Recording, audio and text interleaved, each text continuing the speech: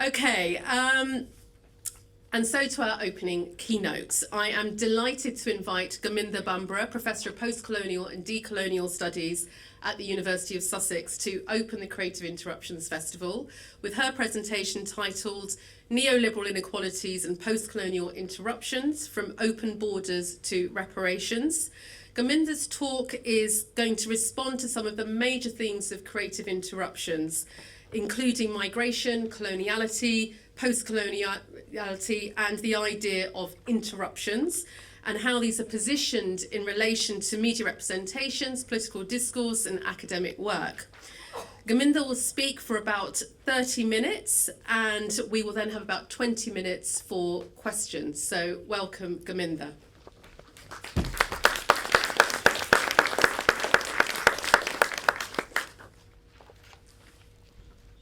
Thank you, and thank you, Sarita and the team, for inviting me to come and speak to you today.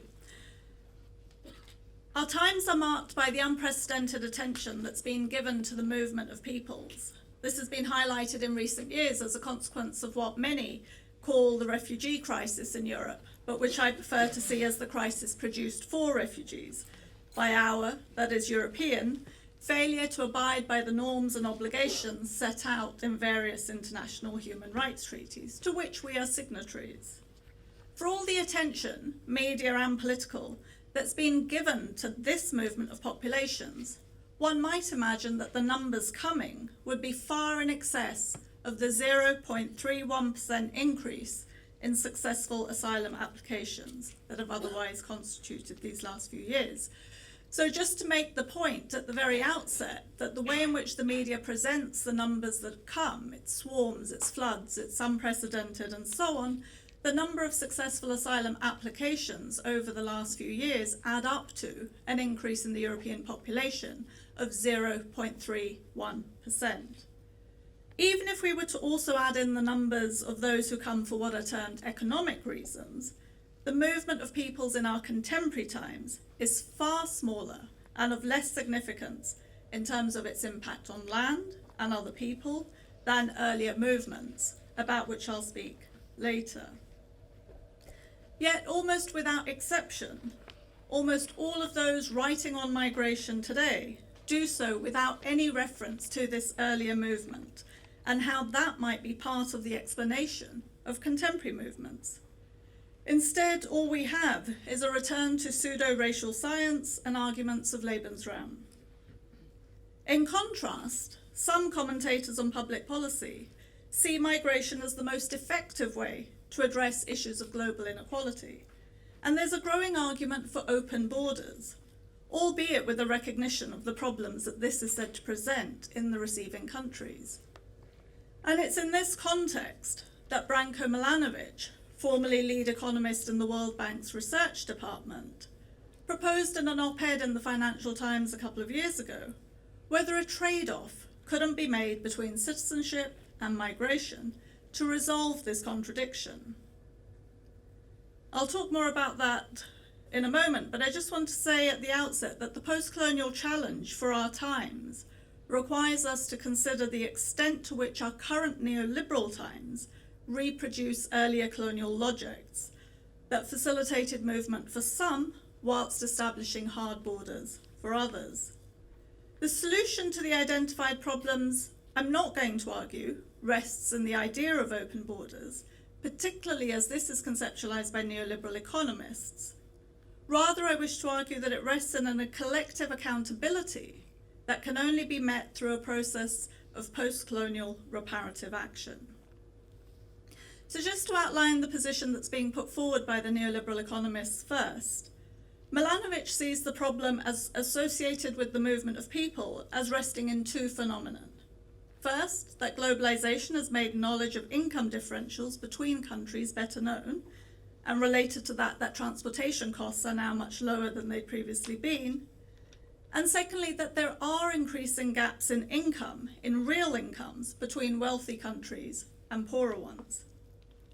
Milanovic argues that whereas previously the locus of global inequality could be identified in class differences, as argued by Marx and Engels, it now rested in aspects of location.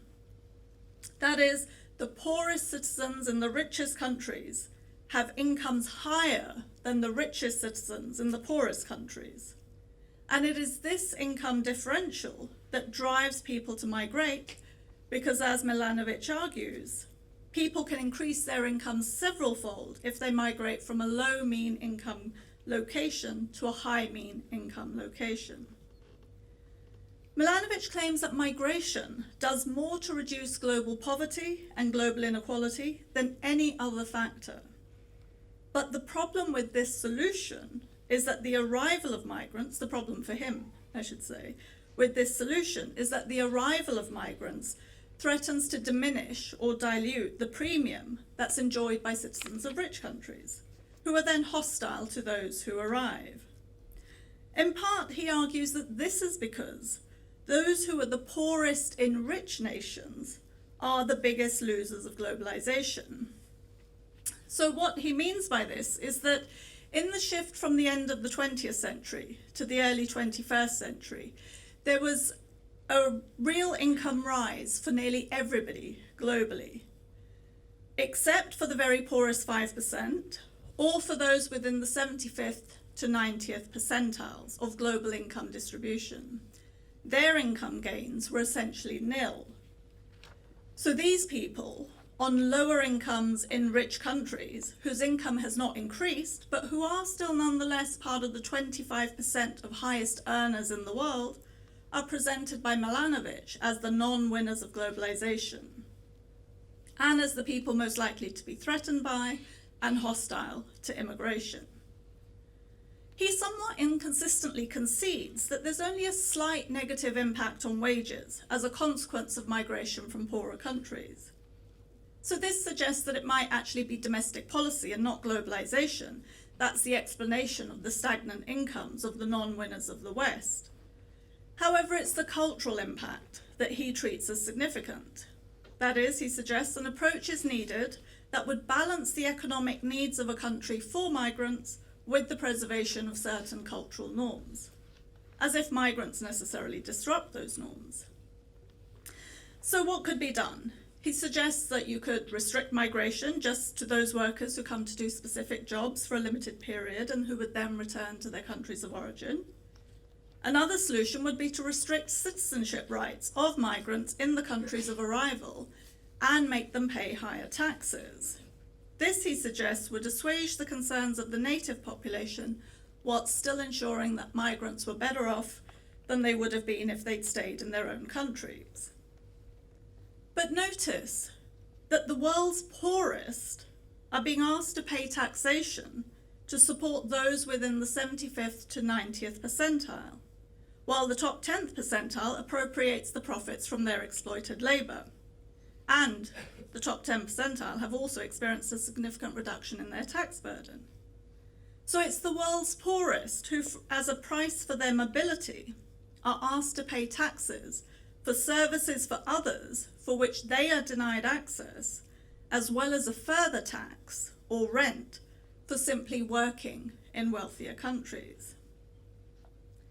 This is a compromise solution which Milanovic suggests is in tune with globalization, but also with the legitimate concerns for national heritage. As I will go on to argue, this compromise solution is only a solution in the context of accepting neoliberal norms and precepts as defining not just our contemporary times, but our normative understandings. The idea that issues of global inequality can be addressed through the movement of individuals across open borders in conjunction with limiting the rights of those who move has also been put forward by a number of other economists and other scholars. Eric Posner and Glenn Whale, for example, argue that the most powerful force to reduce inequality worldwide is a system of open migration laws coupled with a caste system. They suggest that we look to the Gulf nations, and to Qatar in particular, which apparently by welcoming migrants, and I quote, do more than any other rich country to reduce global inequality. They do recognise that migration to these countries is facilitated by limiting the rights of migrant workers, But they suggest that reducing inequality will require uncomfortable trade-offs. Indeed, they state quite openly, and I quote, that Gulf states explicitly seek non-Arab, dark-skinned migrants so as to minimize the risk that nationals will sympathize, fraternize, or intermarry with migrants. The reason to minimize that risk is because then they might demand permanent residence, or if not, citizenship. They also go on to suggest that migrants should be paid significantly lower wages than those typical even of low-paid workers in the host society. They must be deprived of the rights to organise and protest, and should be delivered into strict subordination to employers as indentured labour. While the exploitation of indentured labour will be to the benefit of employers and some consumers in the north, they claim that it will also be to the betterment of the indentured labourers themselves, who are escaping worse conditions that they otherwise face at home. This, as I've argued with John Homewood elsewhere, is a pro-slavery argument for the free movement of unfree labour. This is exacerbated if we look at Posner and Wales' further proposal for relatively disadvantaged citizens in wealthy countries to be able to sponsor or rent a migrant.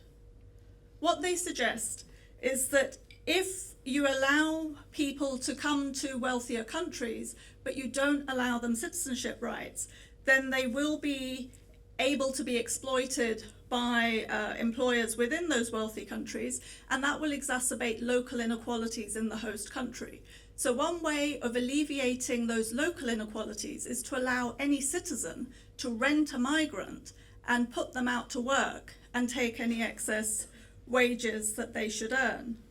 So domestic capital should be free to exploit indentured labour, while migrant labour should be policed and prevented from claiming rights enjoyed by other citizens. This is not so much a universal basic income as a racialised income supplement. Such arguments depend on the idea that the global north bears no responsibility, no collective responsibility, for the conditions to be found in the global south. The issues are framed simply in terms of our charity and benevolence, however limited that might be, towards others in constrained circumstances, with very little reflection on how we may be responsible for the commission and maintenance of those very circumstances. As Chris Bertram argues, such a posited solution, and I quote, distorts our moral understanding, specifically our understanding of justice, to represent a pragmatic compromise with unjust attitudes as exemplifying what justice itself demands. Further, denying rights to alleviate global inequality, he continues, when we could achieve the same outcomes by doing something else, actually involves the active commission of injustice. Global inequality is not a natural condition. It is not a condition that requires us to address it through acts of willed generosity. Rather, it requires a more thoroughgoing understanding of its production and our related obligations as a consequence of this shared and unequal history. There is a general recognition that the process of moving as a means of addressing issues of local impoverishment and inequality is not new. As Milanovic himself states, migration was much more significant at the end of the 19th century and the early 20th century than it is today. And yet there is very little discussion of how that migration, what used to be called in 19th century German national economy, emigrationist colonialism, itself is part of the process of creating the vast differentials between incomes globally. Across the 19th century, around 60 million Europeans left their countries of origin to make new lives and livelihoods for themselves on lands that had been inhabited by others. Of these, 13.5 million alone were British people who moved to white settler colonies and moved to establish those places as settler colonies across the globe. At least 7 million Germans moved to the lands that were to become the Americas. to what is now known as the United States in the north and to Brazil and Argentina in the south, becoming by the late 19th century one of the largest immigrant groups in the north. Large-scale Polish immigration started in the period after the Franco-Prussian War and as a consequence of policies of depolarization by the newly established German state. And by the turn to the 20th century, nearly 2 million Polish people had moved to the Americas. 2 million subjects of the dual monarchy of Austria-Hungary travelled to the Americas, and over 8 million Irish people, including 1 million, forced to move as a consequence of the famine produced by the colonial policies of the British state. And by 1890, nearly 1 million Swedes, that is 1 in 5 of the total Swedish population, were living in the US. The movement of peoples of such magnitude is implicitly claimed to have been unproblematic, and in some of the literature is actually called the Age of Free Migration, which refers also to the open border of the United States during this period. This appears to suggest that the mass European movement of the 19th century occurred without any contestation. What is not accounted for in such a presentation is the preceding movement, also of Europeans, that had largely eliminated the prior populations of these lands to enable them to become what Weber called as free soil.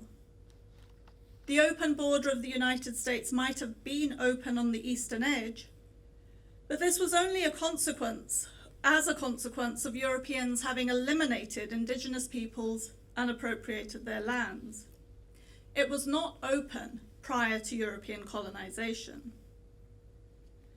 As such, not only are European imperial powers implicated in the production of global inequalities, but also broader European populations, who by moving to these lands consolidated the manifest destiny of expansion at the expense of the prior inhabitants.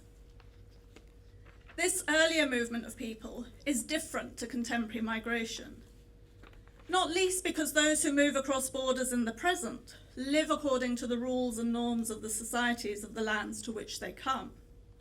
This was not the case with Europeans moving to the lands of others. Those who moved in the, quote, age of free migration are better understood as colonial settlers, and colonial settlers are not migrants, even if much of the scholarship describes them as such. To naturalize the historical processes of conquest and colonization as migration normalizes and legitimates violence in the past as the condition for continued violence against others in the present. That is, the violence of imperial rule and colonial settlement disappears from histories of the nation, happening as it does outside of the borders of the national state, at the same time as arguments about national sovereignty and national heritage and inheritance are used to securitize borders in the present and to argue for a differentiated citizenship for those with the temerity to move across them. Milanovic argues for a legitimate national heritage and perceives problems of the integration of difference. Yet it's colonialism itself that racialized difference and made it difficult to consider treating diverse others as equals. This is a form of methodological nationalism, or methodological whiteness as I've called it elsewhere, within the social sciences. And whilst it leads to inadequate scholarship in its own terms, it also has pernicious consequences in the debates on migration and citizenship. Milanovic, for example, states that the reason poor migrants should not have access to full citizenship rights is because it would be viewed as unfair by local citizens, whose own citizenship premium would be diminished.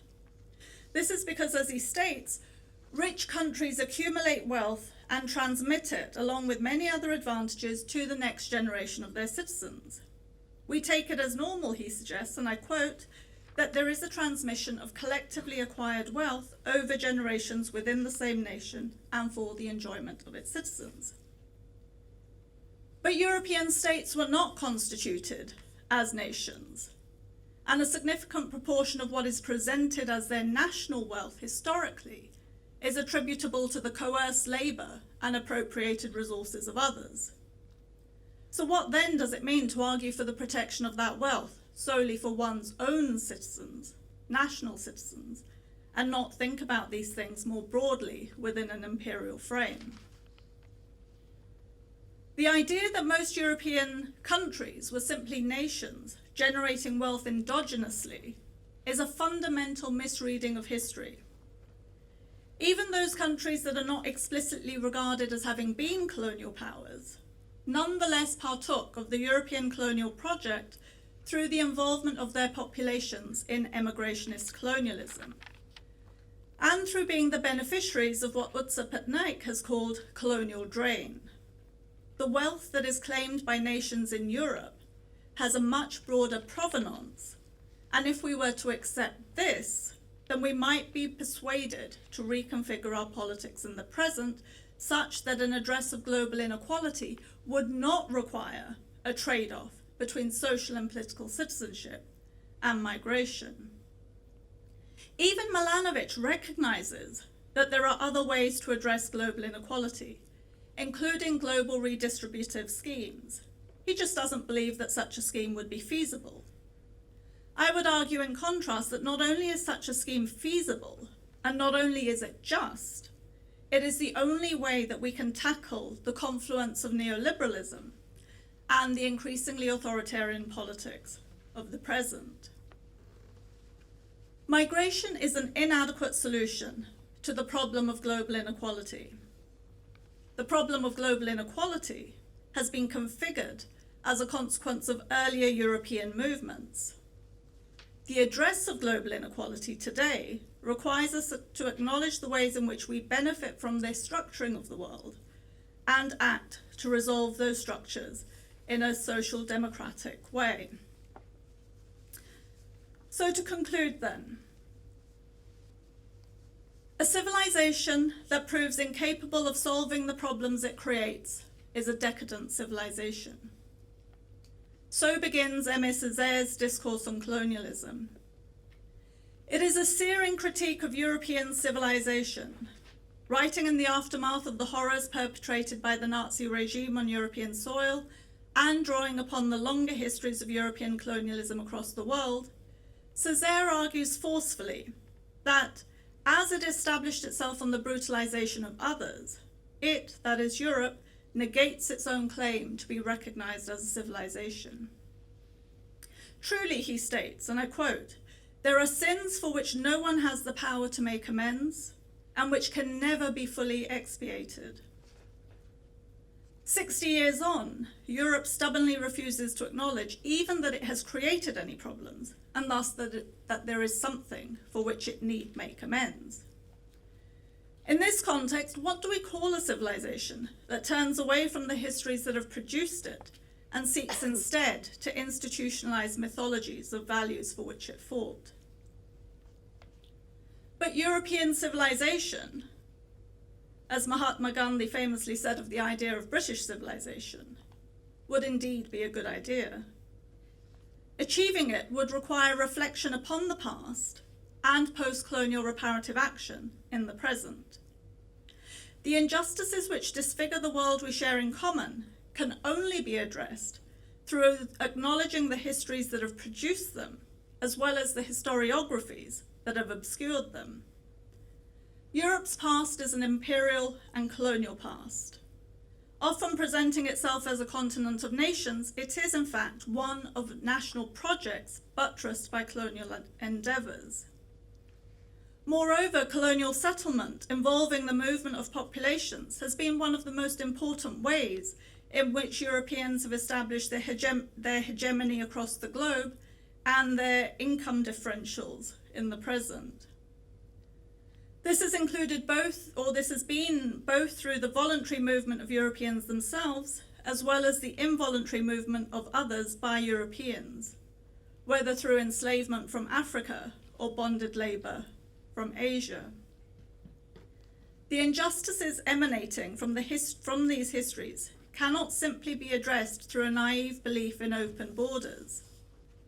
By confronting our history squarely, we can begin to think through how we might need to alter our actions and behaviors in the present in response to those histories. This could include unconditionally accepting refugees, asylum seekers and other migrants to Europe. Perhaps this might mitigate the actions of earlier generations that have precisely made the places they come from unlivable. It could involve rethinking and reformulating trade and other policies, which at the moment are entirely to our advantage. Might relabeling aid as reparation create the space for conversations about how little we give and how much of what we give returns to us anyway, and facilitate the possibility of doing more? Europe is the wealthiest continent on the planet. Its wealth is an inheritance that derives from the very same historical processes that have left other places poor. The movement of peoples here today is also a consequence of these histories. And as I've said at the very outset, these movements to Europe in the present are considerably less than those of Europeans in the past. Yet Europe's response is to express concern about others unfairly accessing the inheritance of European countries, which should belong to their national citizens. It also, in more recent months, has included a construction of others as involved in a replacement of Europeans on their own soil. This fear of replacement is an irrational and dangerously incorrect echo of European practices in the past. If we are to be better than we were, we need to move beyond colonial arguments for Lebensraum and all newly expressed manifestations of race science.